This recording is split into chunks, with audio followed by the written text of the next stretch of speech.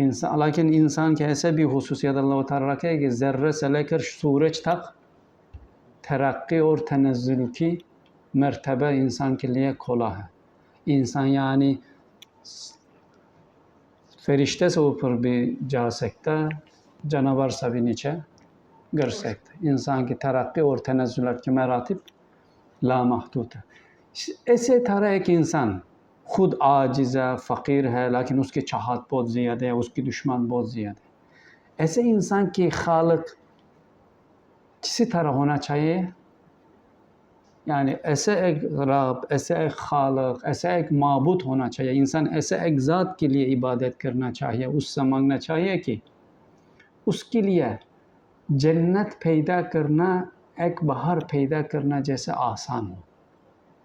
ایک بہار پیدا کرنا ایک پھول پیدا کرنا جیسا آسان ہو.